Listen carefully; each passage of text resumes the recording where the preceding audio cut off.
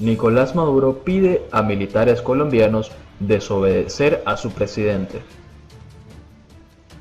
Nicolás Maduro hizo un llamado a los militares colombianos para que desobedezcan las órdenes que reciben del gobierno de esa nación para tender contra la paz y agredir a Venezuela. Para rechazar los planes de agresión militar contra Venezuela, militares de Colombia que reciben órdenes diarias de conspirar contra la paz de Venezuela, desobedezcan las órdenes de meterse con la paz de Venezuela. Militares de Colombia, contamos con ustedes para un nuevo y gran proceso de liberación, expresó. Las declaraciones las ofreció el jefe de Estado durante un acto en conmemoración de los 200 años de la batalla de Pantano de Vargas, desde el Panteón Nacional en el oeste de Caracas. De igual manera, el mandatario llamó a los funcionarios militares del vecino país a unir fuerzas entre ambas naciones. Militares de Colombia que me escuchan, unamos en una sola fuerza militar todo el espíritu de la patria grande, para unir en paz, para rechazar las bases militares gringas en Colombia, acotó. De igual manera, Maduro reiteró un mensaje de solidaridad y de hermandad con el pueblo colombiano. Caracas rompió relaciones diplomáticas y políticas con Bogotá el pasado 23 de febrero, cuando la oposición intentaba ingresar una supuesta ayuda humanitaria por la frontera. En ese entonces el mandatario dijo que la medida obedecía a que desde esa nación se organizaban actos contra su país. Un mes antes, el presidente colombiano Iván Duque había calificado como ilegítimo a Maduro y en su lugar reconoció al opositor Juan Guaidó. Además, Venezuela ha acusado a Colombia de estar arrodillada ante el gobierno de Estados Unidos y de obedecer sus órdenes para impulsar un golpe de Estado para sacar a Maduro del poder. ¿Las potencias nucleares tienen la última palabra sobre el caso Venezuela?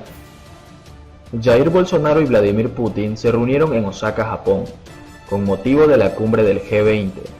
De ese encuentro, el presidente de Brasil salió diciendo que no quería polemizar con Putin sobre Venezuela, porque el mundo sabe que son las potencias nucleares las que deciden la política en el mundo moderno. El comentario se lo hicieron al canciller de Rusia, Sergei Lavrov, quien viaja a Cuba y Brasil. En entrevista con Russia Today, el funcionario, uno de los hombres de mayor confianza del presidente Vladimir Putin, descartó de plano esta interpretación.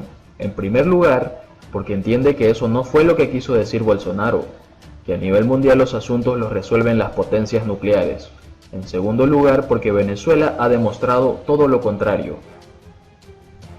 El canciller ruso lo explica así: si todo dependiera de las potencias nucleares, quizás Estados Unidos ya hubiera logrado sacar a Nicolás Maduro del poder.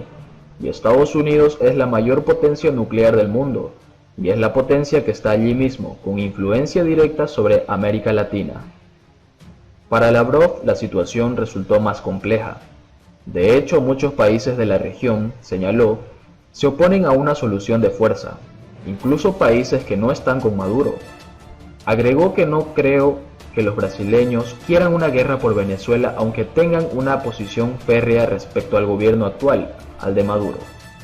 Lavrov apuntó que el derecho internacional es eficaz y la mayoría de los países de la región lo apoyan y Brasil también. El canciller francés denuncia acelerada degradación humanitaria en Venezuela. El funcionario destacó que su país apoya los esfuerzos de Noruega para que las discusiones entre las partes puedan abrir una vía para una transición pacífica y negociada.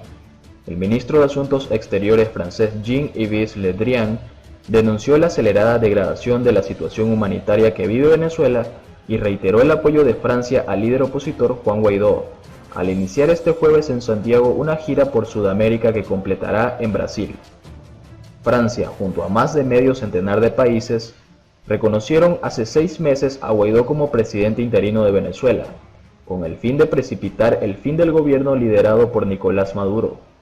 Abordamos la crisis en Venezuela y hemos expresado nuestra profunda preocupación ante la acelerada degradación de la situación humanitaria y las graves violaciones a los derechos humanos perpetrados por el régimen de Maduro, señaló el ministro en una declaración de prensa en la Cancillería chilena en la que no aceptó preguntas.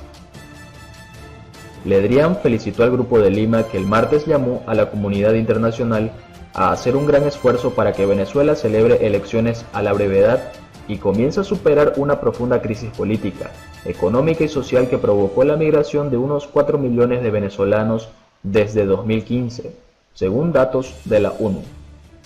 En la misma línea, el funcionario destacó que su país apoya los esfuerzos de Noruega para que las discusiones entre las partes puedan abrir una vía para una transición pacífica y negociada, con vistas a elecciones presidenciales libres.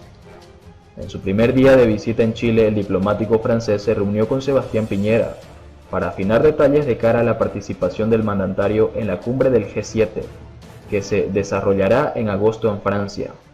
Asimismo, Le Drian destacó el interés de Francia en la cumbre contra el cambio climático, que albergará Chile en diciembre. El ex candidato a la presidencia de Venezuela, Henry Falcon, dijo que planea dar una opción para cambiar petróleo por alimentos en Venezuela. El ex candidato presidencial opositor Henry Falcon dijo este jueves que hace gestiones para que Estados Unidos levante el embargo petrolero a Venezuela y permita vender crudo a ese y otros países a cambio de alimentos para evitar una hambruna. La idea es que se pueda abordar con el gobierno de Estados Unidos una excepción humanitaria para liberar esas sanciones y se permita vender petróleo a los Estados Unidos o cualquier otro país con unas condiciones, dijo Falcon en rueda de prensa sin precisar las salvedades.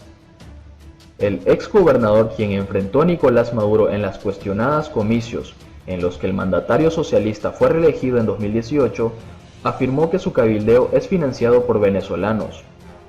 Eso ya existió en Irak, señaló Falcon, al indicar que los recursos estarían dirigidos a comprar alimentos y medicinas, pues aquí pudiera venir una hambruna. El opositor, un militar retirado de 58 años que rompió con el chavismo, comparó la propuesta con un programa que funcionó en Irak entre 1996 y 2003, salpicado más tarde por denuncias de corrupción. Para evitar esos problemas, Falcon propone que se haga con el concurso de Naciones Unidas y la Cruz Roja, de manera que no haya posibilidad de politizar o desviar los recursos. El pasado 28 de abril empezó a regir un embargo estadounidense sobre el crudo venezolano, fuente de 96% de los ingresos del país con las mayores reservas petroleras. La semana pasada circularon versiones de prensa que vinculaban el lobby contratado por Falcon con supuestos planes para alcanzar la presidencia de Venezuela, información que desmintió este jueves.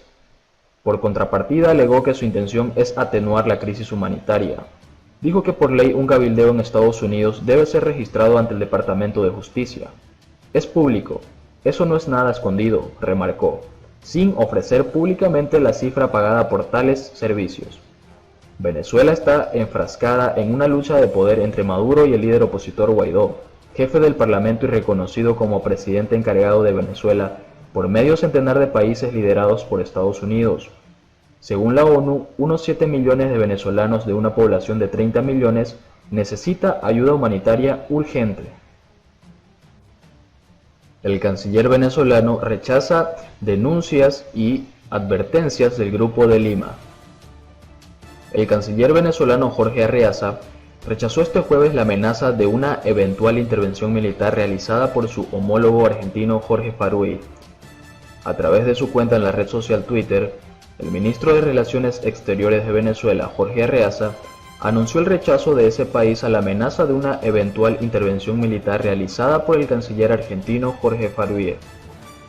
Faruy solicitó durante la 15ª reunión del autodenominado Grupo de Lima del pasado 23 de julio evaluar la posibilidad de una intervención militar para derrocar el gobierno constitucional del presidente Nicolás Maduro, en caso de que así lo pidiera el diputado opositor Juan Guaidó.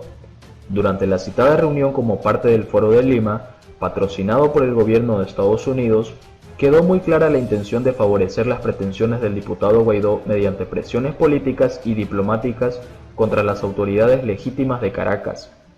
En este marco, distintas organizaciones políticas, gobiernos y movimientos sociales del mundo se solidarizaron con Venezuela, entre ellos el movimiento de países no alineados integrados por más de 120 naciones.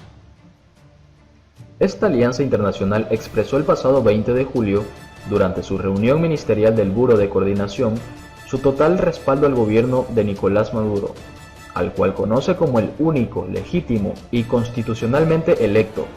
El autodenominado Grupo de Lima, que ha funcionado como correa de transmisión de la política exterior de Washington, incluye Argentina, Brasil, Canadá, Colombia, Costa Rica, Chile, Guyana, Guatemala, Honduras, México, que ha mostrado disidencias en el torno al enfoque del caso venezolano, Panamá, Paraguay, Perú y Santa Lucía. La plataforma de presidentes satélites de la Casa Blanca se creó en el año 2017 con el fin de poner coto a la crisis en Venezuela. Desde la llegada de Hugo Chávez a la presidencia de Venezuela a finales del siglo pasado, la nación bolivariana ha sido objeto de agresiones por parte del imperialismo norteamericano. Con la administración de Donald Trump, esas amenazas se han agudizado durante los últimos años y se han convertido en medidas coercitivas concretas de carácter unilateral contra el pueblo y el gobierno bolivariano.